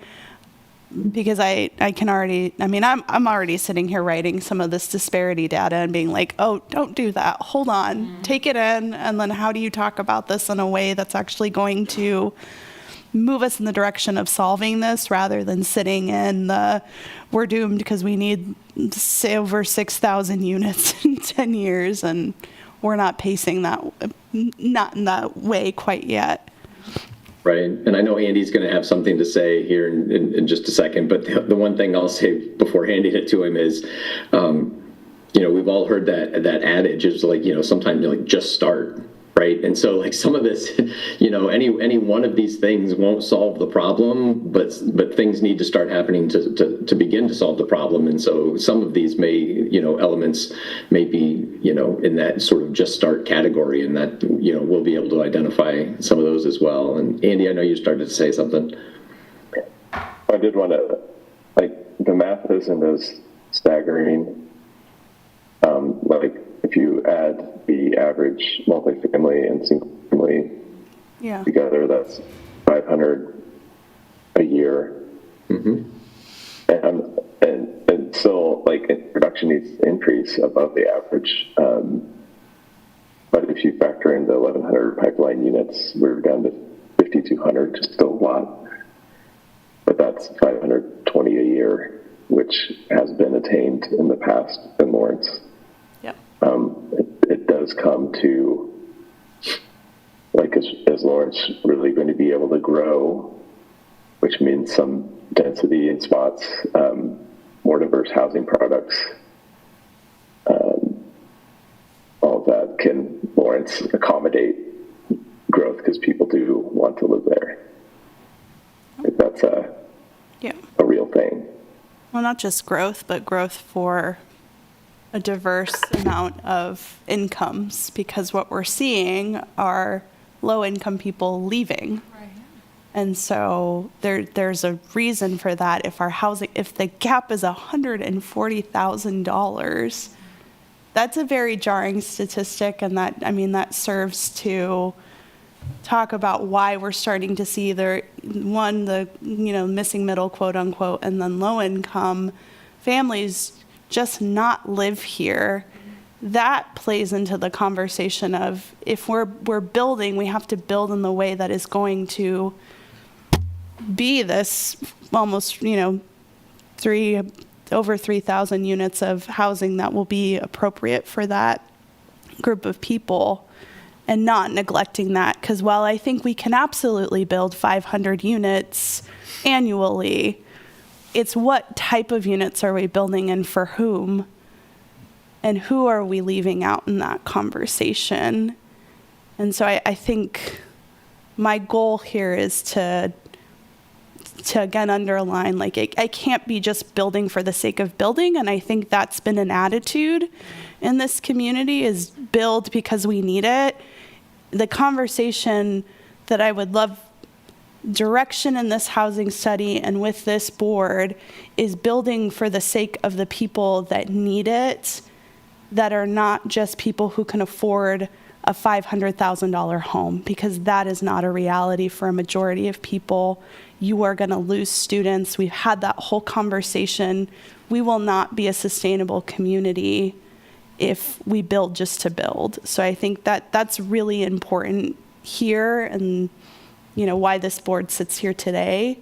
And my concern in seeing some of these slides of, like, we're losing folks, and we're going to lose very specific identities in this community because of systemic structures and systemic oppression that have kept them from accessing this, whether that be because of pay or because of accessibility to housing. I also wanted to point out, the opportunity for economic growth. And in this presentation, this is the first time I've seen it in a comparison and making a stark understanding of the economic growth and the job opportunities, and then doing the comparison in Kansas and in Lawrence.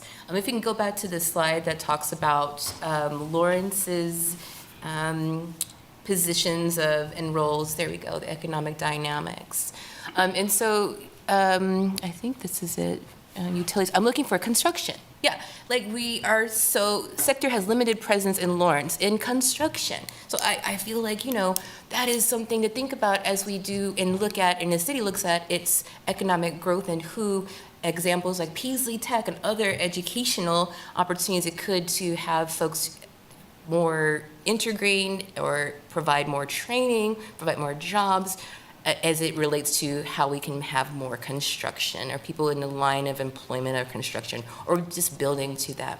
I just feel like if we are looking at the comparison of economic dynamics for Lawrence, and then if you go ahead and jump to the next slide that does a comparison of Kansas, we'll see like sustainable opportunities and job growth that are in things like manufacturing, utilities, mining and quarrying. I know that education services is high on both ends, and that's wonderful. I'm wondering with all the education services, we can get some great minds thinking about how we can construct an economic dynamics that helps those in the ones that we are low in. I'm also really, it's discouraging for myself to see a study that was done pre-COVID that we had is 2018, and now this is the most recent study that's done post-COVID that shows, as we understood, the most essential workers working during COVID are still the ones that we're like not supporting. They do not have economic development and growth. They cannot afford places and growth heights and can afford to live in a 2-bedroom apartment. And we know those groups are the ones that kept us stocked and kept going during our most critical shutdowns and quarantines. So I just think that, that says a lot about how we can look at this as a comparison and think about what our growth could look like as this is a good number that we have currently. Yeah. So maybe there's some opportunity for, as you have worked with Missouri and other states that are just circular to us, around us, surrounding areas, and you have a great resource of Kansas and then also local. What have other counties and places and states done that we could do that could strengthen our economic dynamics in this space? Bring more industry. And that's a question, and it may not have an answer, but maybe in April you could help us kind of have those structured. What I think is interesting about this is, of course, education and food service is huge in Lawrence. We're a university town that has one of the largest sports programs in the country. So our industry makes sense because of what is attracted here. We have heard our city commission talk about how we attract different business to this community, and actually the fact that we have different plants all around us. Industry is happening. Our governor has created a lot of jobs in different industries. Lawrence Douglas County has not answered that call, so I can see why. But what is interesting to me between these two slides is our accommodation and food service is very high in Lawrence, but look at where it's sitting in this particular slide as one of the lowest paid occupations for new job growth that are not going to be able to make rent a month, not going to be able to have housing affordability. So yes, expand the type of job opportunities, but look at the ones we have and how we do not have economic mobility for even the services we have. That could be a really interesting conversation because economic mobility is such a core element, I think, to Lawrence's strategic plan. This is how housing is talking about that, right? It is showing people actually that are in these industries, that are strong industries in our community, can't actually afford to live here. Yeah, and those industries are constantly hiring, right? There's a high turnover. These are stress-filled jobs, and they are a living, a surviving wage. And so that is a point of interest.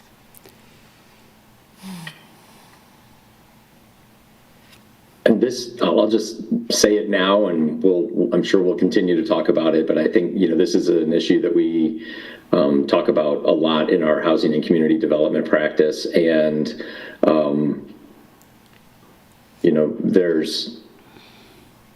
this is going to be a housing strategy. So I think we can elevate these kinds of issues, whether or not we have deep dive strategies on, economic development in a housing strategy,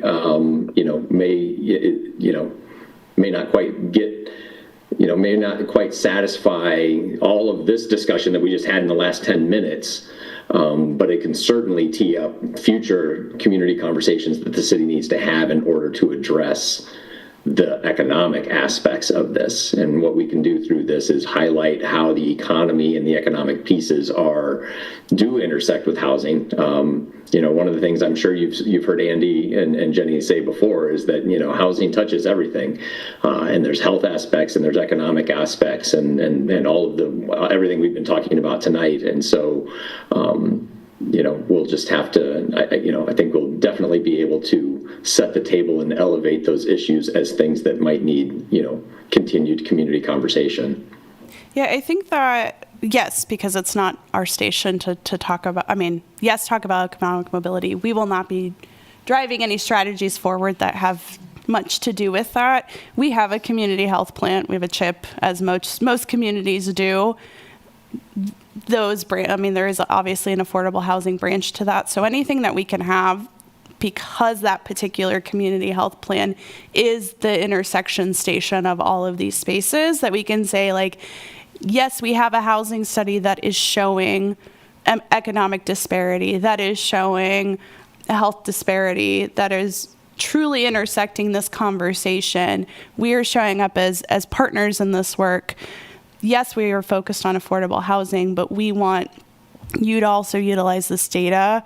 It just helps us show up a lot better in those conversations. And so I think, continuing to think that way rather than, I don't think it's the point of this study to have specific economic development plan strategy, but how can we kind of overlap that data and help our partners in that space is, I think, what maybe I'm more interested in, because Absolutely, and we see that in CHIPs everywhere, right? I mean, yes, right? There's SEDS and CHIPs and things that communities and regions do that look at these, and they don't. CHIPs are usually pretty good at it. I don't know if SEDS are, which is community economic development, but yes, I think highlighting that intersectionality is important, and will help move that sort of strategy narrative that you all are going to be, needing to advance. Absolutely. I'll just add, we're having I believe later this month, a virtual roundtable with major employers.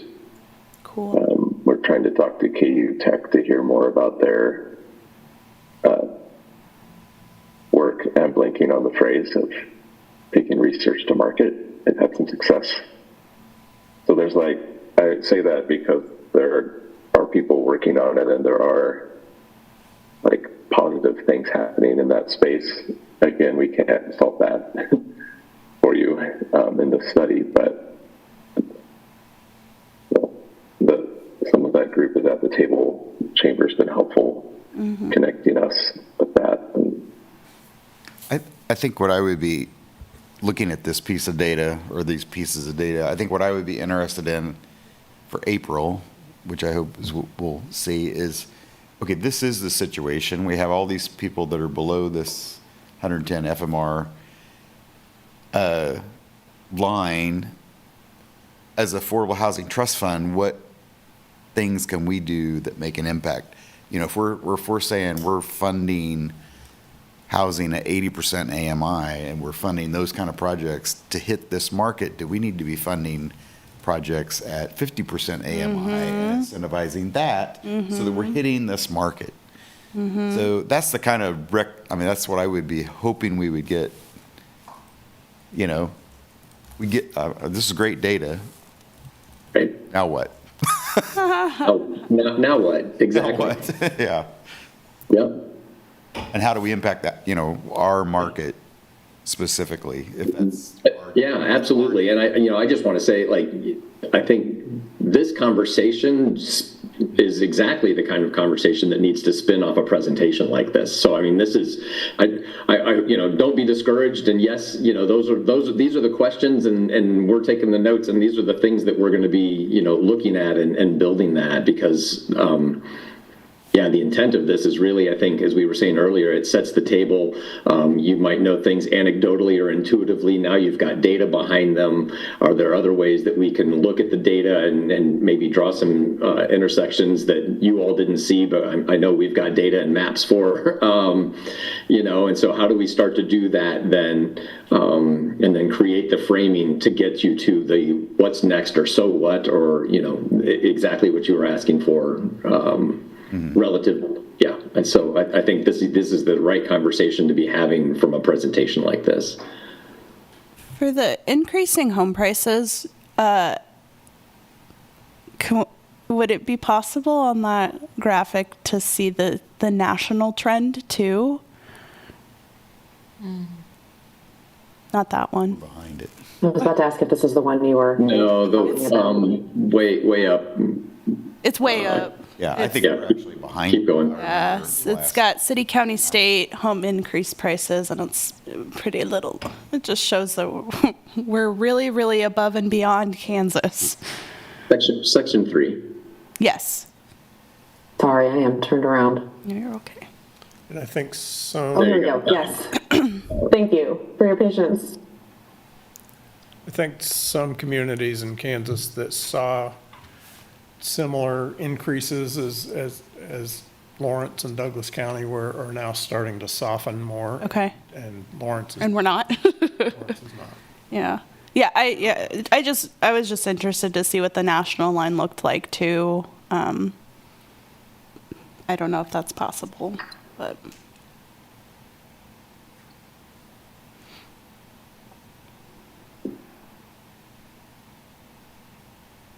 But yeah, it's possible. It's just to further underline a point. I was just looking for it. Yeah. So, yeah, this has been a great conversation. What else? Anything that hasn't really been touched? I know, we threw a lot at you. You'll get the deck, you can dive into it a bit more. I think we've got some disaggregation that we can put some presentation to for next time. Andy, Leah, anywhere you want to take this? I guess I just have one. Oh, sorry, Mon. Go ahead, go. I continue to. I know we've talked about this before about the impact of students, particularly KU students, and I'm wondering if. I don't know. I guess I'm thinking through what we have historically heard when we bring up issues around low wages, particularly in the service sector, and housing access. And there's a lot of, well, it's primarily KU students, there's primarily students working in those jobs, and their parents are all helping them, and so the incomes aren't reflective of reality, and so it's okay, basically. And I guess I'm just wondering if there's any way that we can suss that out a little bit more so that we have a solid answer to that, because I know that that's going to come up when we present this to the community.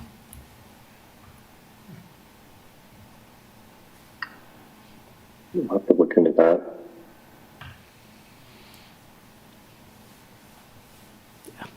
The student housing of it all. Yeah. Yeah, I'd be interested to know, like the development around student housing too seems to be just like the core multi-unit development focus outside of like the realm of work that we do, which has been a challenge because we very clearly see, what was that statistic that it was like 20-some thousand renters, 17,000 were not students. I think that particular data point, I don't know if that was completely accurate, so sorry if I'm misquoting it.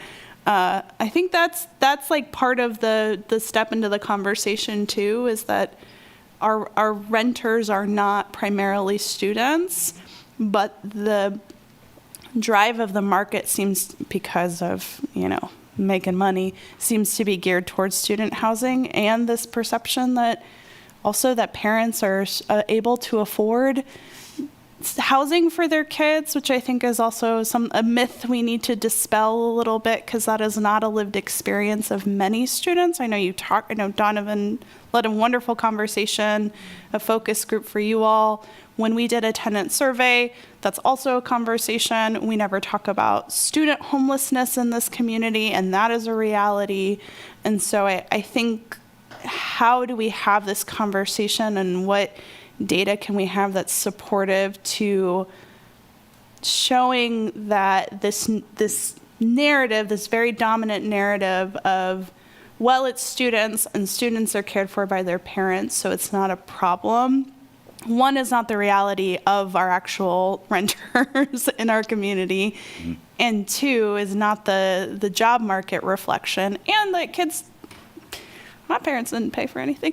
It's not a lived experience for everybody, so we need help, I think, kind of Yeah. moving away from that narrative and utilizing this housing conversation to say we want to be inclusive of students. We don't want to do the us versus them thing that seems to keep happening in our community, because they are also coming into adulthood, having their first jobs, not reliant on families, some never, and they are a part of this community. They are not some special outside population that I think gets targeted in these conversations, and then development gets focused on that selling point that also drives away other community members that need low-income housing as well.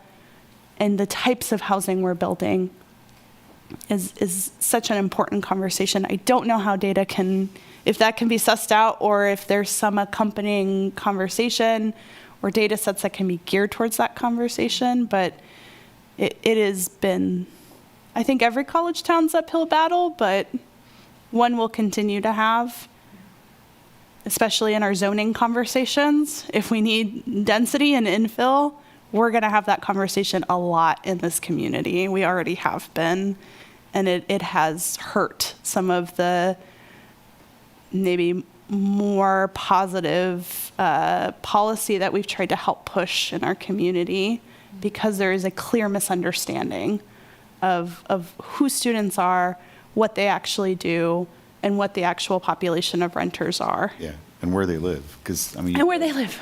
You have probably 7,000 kids that live on campus in university housing. So of that 20,000, you have about 6 to 7 that aren't in the market. Right? So you're already only talking about 15,000 or whatever it is. It's still a big number, still a highly impactful number. So it's kind of, and I don't know how that's factored into this. Yeah, Donovan, you had your hand raised. Yeah, and not exactly on Mariel's point, but this is something that Mariel brought up earlier around the layering question around disability and like house age and like accessibility. I've been just like combing through this stuff on my own as everyone else was talking and listening. But something I think that might help capture some of that stuff that's not just present in the numbers, data is art, not always just science, is I think it would be helpful to include some of the narrative pieces that you guys gathered along with the data. I mean, even for just like public benefit and people like seeing that housing study as something that they could use and pull things from, I think that would have been nice to see. I know I led one of those sessions, but I think even not being in some of the other ones, I would love to see like what some of those conversations look like next to the data to kind of complete that picture. Donovan, that is a great point, because yes, that is a great point. I mean, that's why we have the stakeholder conversations. That's why we do the community survey.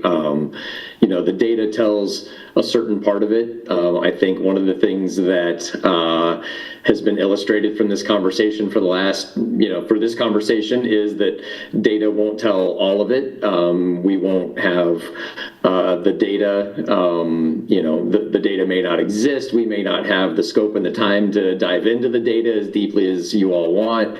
I mean, but what we have is the data that we have plus stakeholder conversations, community conversations, and roundtables, and the survey. That experiential side of this is absolutely kind of a rounding out of that. And I'm really glad you brought that up. And yes, I can't believe you all didn't want to be in every single stakeholder conversation. We could have invited you all, but yeah, none of you want that.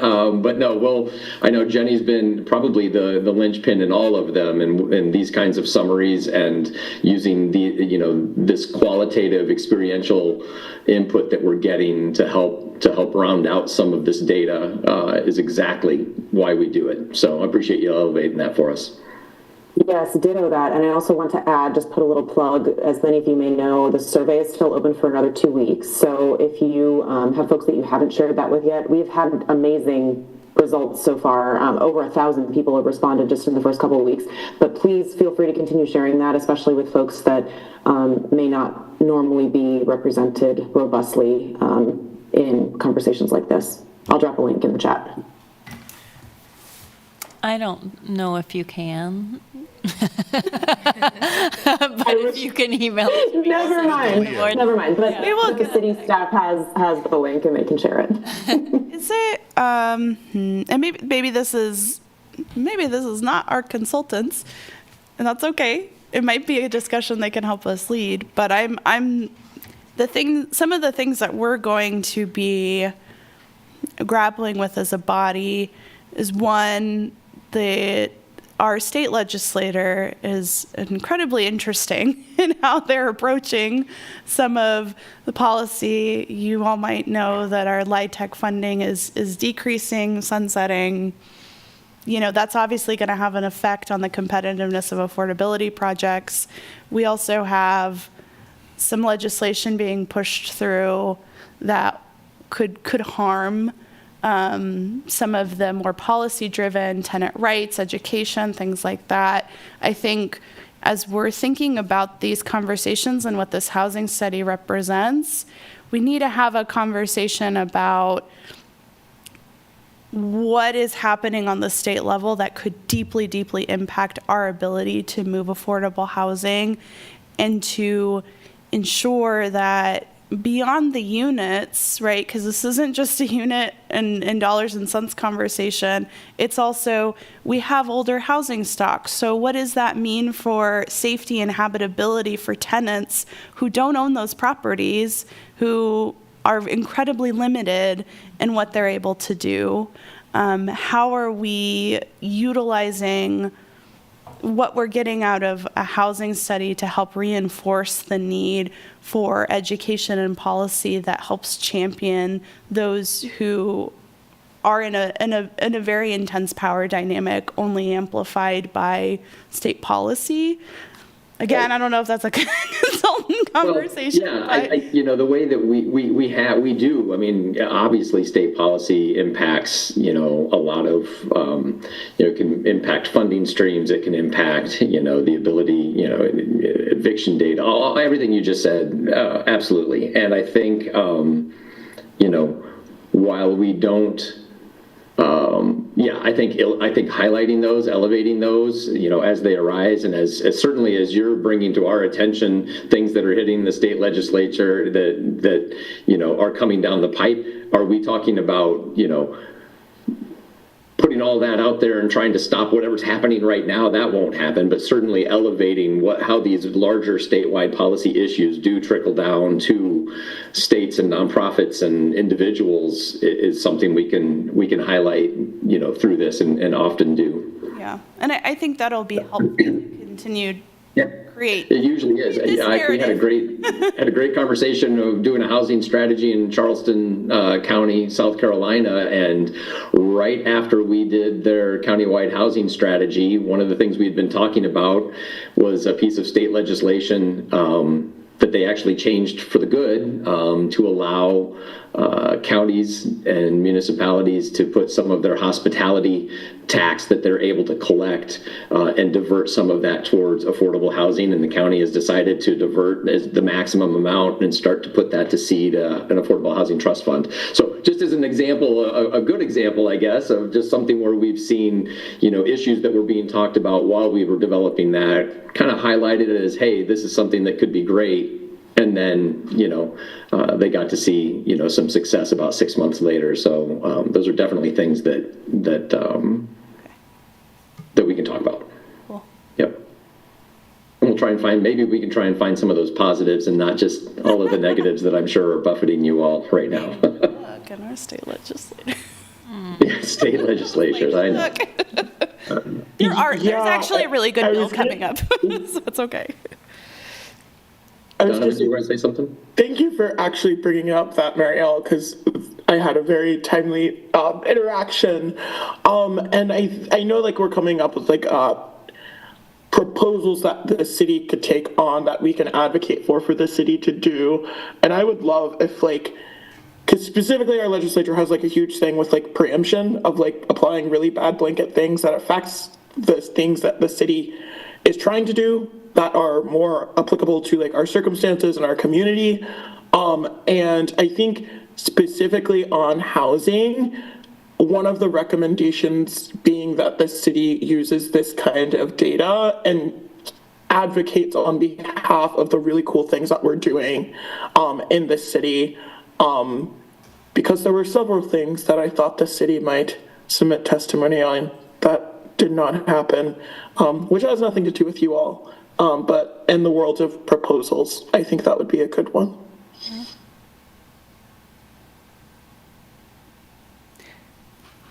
Is there, so we talk about here's the bad thing and here's all the things you have to do. Is there any conversation on the things that we are beginning to implement already? Because I hate to start a community conversation with, we have an affordability crisis and and the perception is we haven't been doing anything, which is not true. We have this housing incentive policy, affordable housing incentive policy that we're trying to bring forward. There is on the county and conversations on the city level, policy around like right to counsel. We have these things that are coming through that are kind of seeding this conversation on how we increase affordability and sustainability of housing. So are those taken into consideration? Are we going to have a conversation so we're not living in the world of like, well, we are already trying to do that, or we tried it and it's not, this is what's not working. Is that going to be part of maybe an April conversation or later? I mean, we did mention that, like, we will include that what Lawrence has done to try to address this challenge, and Lawrence has done a number of things. So that is always part of it, because otherwise we would recommend something that you're already doing. Yeah. So I think there's some information to attach to the report that will be helpful, such as, we have data on permit turnaround times with the city's new system and all that. So policy we're trying to push forward. But yeah, I think, I mean, to Andy's point, I do think, it becomes, what you're doing now is always a part of the conversation, of the overall strategy. And, it's part of it is, here's what we're doing and here's the impact of what we're doing. Here's what we're doing and the potential impact as we layer on other strategies, right? And so I think we can't not talk about, some of the success stories or the things that you've tried or that you are trying.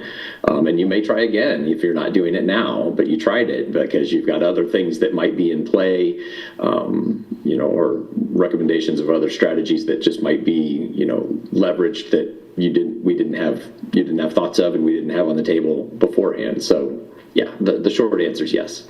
Thanks. I know that we do a really great job comparing and seeing what it is working and what didn't work in other counties. And I know that you've done this work extensively in the past. And I'm curious if we could take a little bit of what you've experienced and learned from the sharing of information in the other counties that are similar in size and demographics and maybe in also the economic development and growth. Something that looked to you like, oh, this is kind of like Lawrence, as you've done projects in the past. Could you talk about maybe some other projects that you worked with in other counties with the same kind of report, and what was some success that came as a result from the information that you shared based upon something as similar to Lawrence in the reporting that you've done with other counties? So before we answer that, I just want to give Donovan, since he raised his hands while you were asking the question, I don't know if he's got something he wants to add to that before we get to an answer. So if you please answer that question first. Oh, okay, good. I just wasn't sure if your hand got up so quick. I thought maybe you were wanting to tag on to that. So. Well, no places like Lawrence. Oh, You have to start with that. Thanks. Thank you. Andy? I mean, we've had, yeah. There it is. Sorry. Okay. We've had some success. Oh, wait. What was I thinking? Yes, I'm not going to use a Lawrence-like city to start with, just because this is what's coming to mind. But we worked in Tulsa for 6 years, and one of the things was they needed double housing production to meet demand. Another thing was just like, they needed, it's about 13,000 units over the next 10 years. And they needed about $250 million in gap funding raised. And so those numbers are big. Tulsa is bigger than Lawrence, but has changed a lot in the last 6 years, where it's a lot more dynamic. And so what the mantra from the city and any any news about housing is like, we need to meet this. It's 12,900. So there's a lot tying back to just the data, like we need housing, 12,900 units. How are we going to do it? The city included $75 million for affordable housing in a bond issue. I know that's not always possible. Wichita's trying. Then philanthropy there has raised another $120 million housing fund where they're working on it. And I know Tulsa's not Lawrence. There's a lot of differences. There's a different philanthropic landscape, but really what it took was the conversations that started, it was more than 6 years ago, but having the facts and data to say, this is why we're doing things differently in housing. This is why we're trying to raise funds at the time for a city of that size. That's the biggest raise we've seen nationally. Mm-hmm.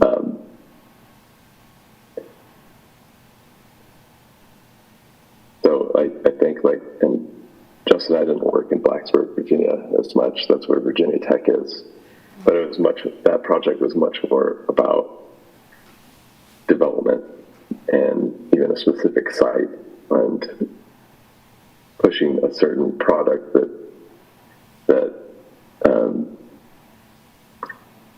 was a way of thinking of density and design different than what the community had done in the past. And it was like having some difficult conversations around the balance of student housing and non-student housing, the value of land, where different types of development are needed. And I believe that one, that development has, it had some fits and starts and some very difficult conversations, but kind of a realization that the paradigm of what's acceptable needed to change. And it came through having the data, having development feasibility numbers, and illustrating, this is what we're talking about here. It's not easy. I wish I could say in Manhattan, Kansas, they did a ton, but they've focused on workforce housing fund, so moderate income housing, and have had some really good success with that. I'm not saying you need to go Tulsa scale, like it is again, like in Topeka, we talked about, I don't remember what the need was there, but it was more than they were trying to raise for their trust fund, which finally just launched. But we're like, just start somewhere. Start at $300,000 the first year and do a pilot project and show it's successful. When you've already shown the trust fund investments, that you can do this and do it well and do a decent amount with really what a number that should have a number 0 or 2 after it could be. Yeah. That's the challenge. Thank you, Andy. And Donovan? Absolutely. Come on in, and I think you might be the last comment we take for the evening. I know we're kind of wrapping up things, but yeah. Yeah, I'll keep it quick. Jenny, I think you mentioned that the survey is like still ongoing, and I know we kind of talked about like analyzing the impact and the data points of like things that we're trying and how they're working out. But if possible, if you guys could also pull like public perception and then public knowledge, like do people know of the work that we're doing and are aware of it? And then like is the public perception around that? Because I think like when like doing surveys, a lot of the times like the more people who know about things on the front end are more likely to respond. So just for like future surveys and like community engagement.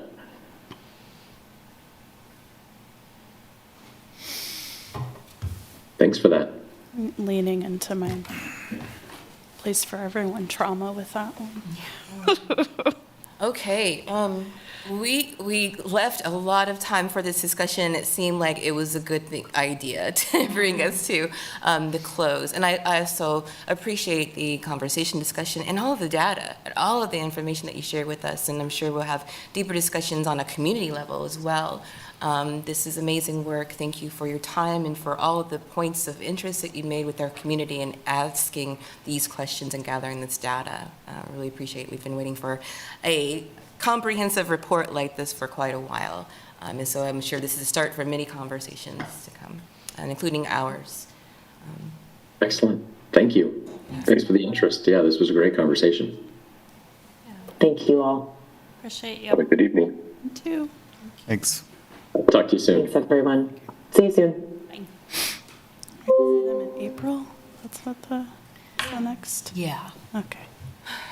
Wow, so that was a great discussion. Moving us along, we've got some calendar events to just at your own time to make sure that you have those marked down as times and dates you're also going to be available. March, April, and May, all of those are dates with a few bullet points underneath for us to understand and talk and discuss. So looking forward to those. If there aren't any discussions about calendar dates with the board, we'll move on to public comment. And so if we do need to have a disclosure of public comment, or is that something that is understood? But we do have time for an open discussion from our public. And so I'll just go ahead and look around and ask for public comment in the building. We don't have anyone here, but if there's public comment online.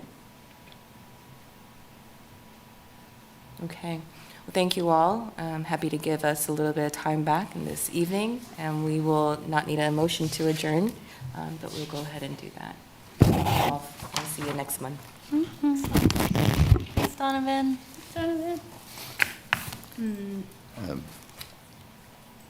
Broke down the 6